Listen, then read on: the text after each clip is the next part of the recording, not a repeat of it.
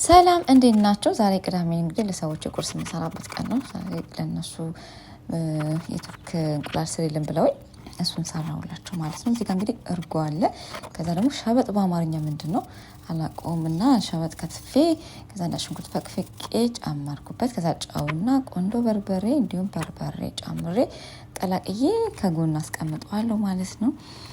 ይሄኛው እርጎ ከሌላችሁ ኖርማሉን እርጎ መጠቀም ትችላላችሁ። እዚህ ጋር ደግሞ ቅስበራ ነው የተጠቀምኩት። እሱን ክትፍ አድርጌ ከዛ በኋላ ደግሞ ሞቅጫ ውስጥ ጨምረውና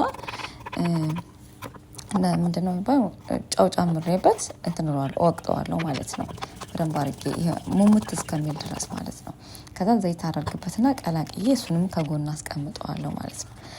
ከዛ መጥበሻችን ላይ ቅቤ እናደርጋለን። ቅቤውን ሲገልልን በደንብ ማለት ነው መጋል አለበት። ከዛ ውሃ ጠብ እናደርግበታለን ማለት ነው። ከዛ በኋላ እንግዲህ እዚህ ጋር ቅመም የተጠቀምኩት ከሞን እንዲሁም ቆንጆ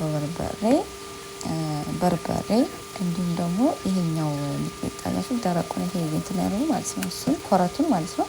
እሱን ከዛ ደግሞ ጨው ጨምሬ በደንብ አድርጌ አዋህደዋለሁ ማለት ነው። በደንብ ከተዋህደ በኋላ እሱንም ከጎን አስቀምጥና እዚህ ጋር ደግሞ እንቁላላችን የፈላ ውሃ ውስጥ አቸቶን የጨመርኩበት እንቁላሉን እንትን እንዳይል ማለት ነው እንዲጠቀለልን። ከዛ በኋላ እንቁላሉን ሰብሬ ጨምሬ መጠቅለል ነው እንግዲህ እንትኑን ቢጫዋ እንዳትፈርስባችሁ ማለት ነው። ልክ እንደዚህ አድርጌ አደረኩት ማለት ነው። ከዛ እርጎውን ከስር አድርገን ሳህኑ ላይ ከላይ እንቁላሉን አድርገን እንግዲህ እዚህ ጋር ቅስበራውን እናፈስበታለን። ከዛ ያዘጋጀውን ሶሱን ደግሞ ከላይ እናፈሳለን ማለት ነው።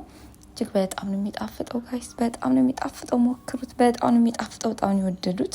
እኔ ለመጀመሪያ ጊዜ የሰራሁት ግን በጣም